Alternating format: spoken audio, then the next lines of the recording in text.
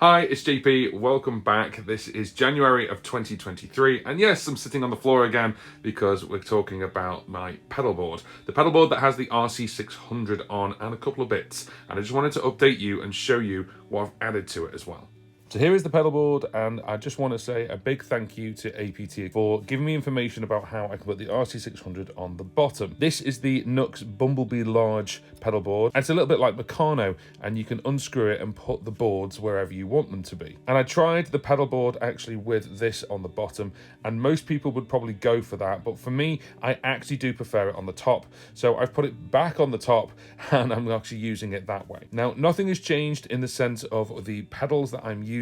I'm still using the Sonic AB switcher, the TC Helicon Play Acoustic, the Sonic 8 Vexpress, and the FS7 pedal, which is connected to this as well. But you may notice two things flashing over here, and I'll get to them in a minute. But the first thing I changed is these toppers. These are the brand new toppers from Sonic 8. These are low profile toppers. So if I just take one off, you can actually see they are quite low profile, and that's really, really handy when you're pressing these buttons. I quite like them, so I've added them onto my board. I haven't put any toppers on the Play Acoustic because actually they're okay to actually press where they are because they're right in front of my feet. What I found as well is when I had this at the bottom and these four on the top, when I would use the Vexpress, I'd actually sometimes press the undo redo, or even worse, the all start stop. And that can also happen with this, and that's worse because the FS7 pedal for me is actually controlling my memory up and memory down. So if I went for the all start stop, which would have been here, and I missed it and I went a bit further, I actually go down to memory 99 as opposed to going back up to memory 1,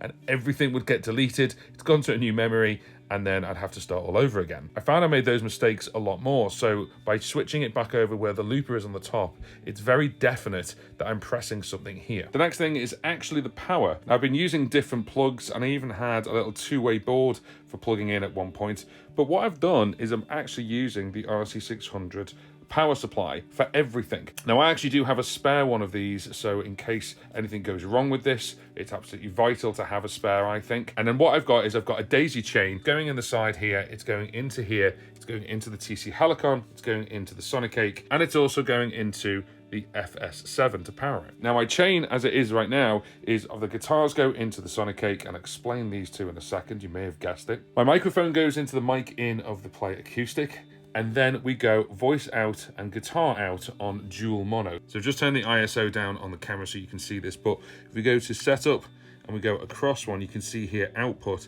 and it's voice stroke guitar DI. And what that means is this, voice and guitar DI. So this one is voice and this one is guitar, as opposed to a stereo out. What this also means as well is that we're going by XLR out to XLR. So I'm not using the jack inputs on the back here, as you can see, I'm actually using XLRs.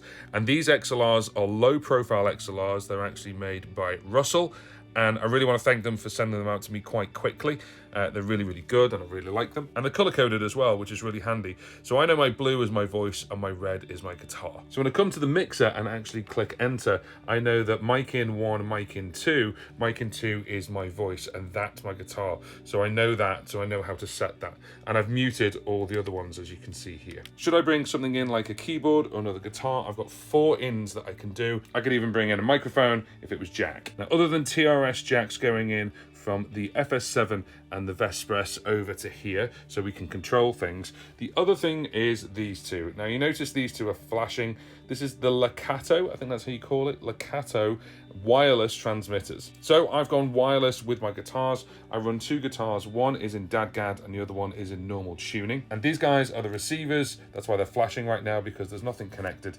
And then the other half is the transmitter, and the transmitter just goes into the guitar, and it means I can be completely wireless with the guitar. This frees me up from cables. If I can get rid of every cable, I would do. And then this way, it just means that I can be completely wireless. If I want to run around a stage, I could do it if I wanted to. I think they work really, really well, and I'll put a link to them in the description box if you want to pick those up. In fact, I've got a link to everything I've just talked about in my Throne page. The Throne page is a one-stop place where you can go and see everything I've ever reviewed, but for this, what I've done is I've created a collection. And in that collection is everything I've just talked about, right from the pedalboard, the RC-600, the wireless transmitters. So if you want to pick up anything I've just talked about, it's on that page. The link is in the description box below. It's one single link and it'll take you to to everything. Now, if you want to see how I customize my RC-600, so on different memories I've got different buttons doing different things, then that's this video right here.